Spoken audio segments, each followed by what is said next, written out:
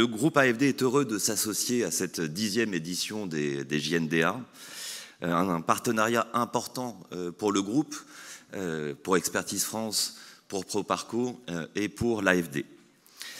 Quelques mots pour ceux qui ne nous connaissent pas.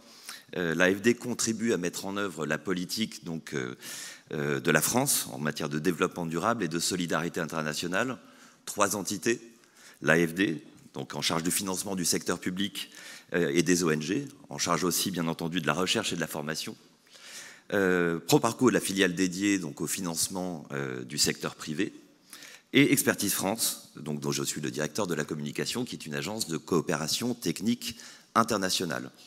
Le groupe construit des solutions partagées, donc en lien avec ses partenaires dans plus de 150 pays, majoritairement en Afrique.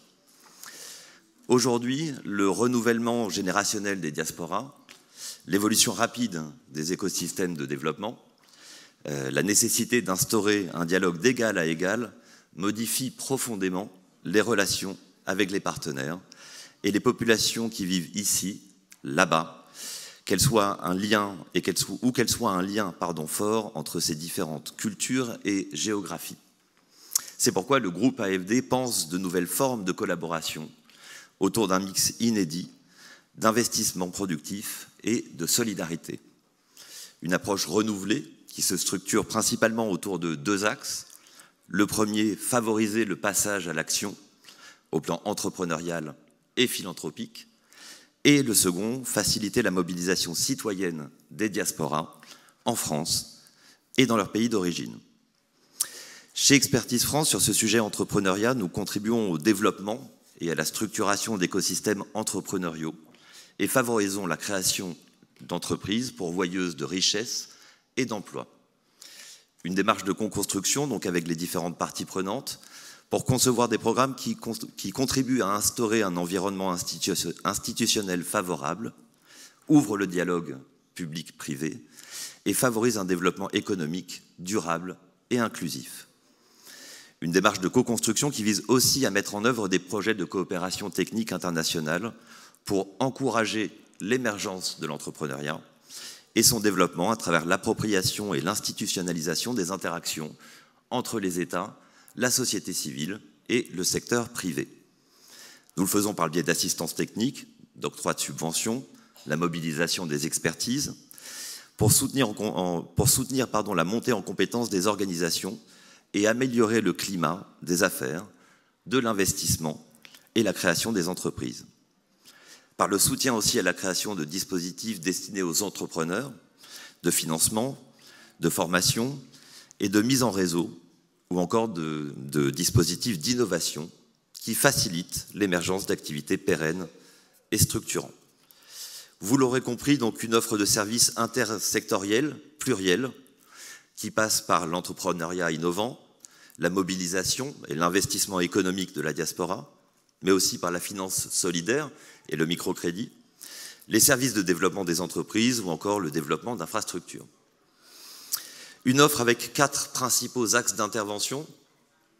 Le premier, l'entrepreneuriat numérique, avec par exemple un projet qui est mis en œuvre par l'Union européenne et qui permet sur le continent africain de renforcer les écosystèmes d'innovation digitale entre l'Europe et l'Afrique. Il y a un projet qui permet notamment de mettre en œuvre un écosystème commun d'innovation numérique afro-européen en soutenant les startups en Afrique et en facilitant les collaborations entre les hubs d'innovation numérique européens et africains. En Libye, le programme RACAM-E sur fond du ministère de l'Europe et des Affaires étrangères, un projet qui, lui, vise à créer un premier réseau d'écoles de codage à Benghazi, à Djanzour ou à Tripoli, et qui forme dans des écoles des jeunes et des formateurs à ce métier du codage. En parallèle, nous soutenons aussi un espace de coworking dédié aux mampreneurs, justement, des jeunes femmes entrepreneurs ayant des enfants en bas âge. Nous venons d'en parler. Deuxième axe, l'entrepreneuriat féminin. Notamment un programme important au sein d'Expertise France, Investing in Young Businesses in Africa, mis en place en Afrique du Sud, au Bénin, au Kenya, au Sénégal, au Togo, et sur un financement multi, on parle d'un financement de l'Union européenne, de l'Allemagne, de la France et de la Slovaquie, Et ici, la France et ses partenaires contribuent à bâtir des économies résilientes et à créer des emplois décents pour les jeunes et les femmes en renforçant les écosystèmes entrepreneuriaux. Les entreprises en phase de démarrage, dirigées par des femmes, peuvent ainsi bénéficier de services d'appui, tant financiers que non financiers. En Tunisie encore, à travers le programme EFFOR, qui permet d'améliorer l'égalité femmes-hommes dans le secteur agricole, un projet tout juste lancé, qui se terminera en 2026, sur un financement de l'Agence française de développement. On vise, à travers ce programme, à l'autonomisation des femmes et à l'amélioration de leurs conditions de travail dans le domaine de l'agriculture. Troisième axe, l'entrepreneuriat vert. Et je vais citer ici juste un programme en Algérie, qui est un projet d'économie bleue, pêche et aquaculture. Un projet qui permet le développement de l'économie bleue en Algérie à travers l'appui à l'écosystème entrepreneurial, aux centres de recherche et aux universités. Des actions qui permettent aux communautés côtières la participation à l'utilisation plus rationnelle des ressources et à la sauvegarde de l'environnement.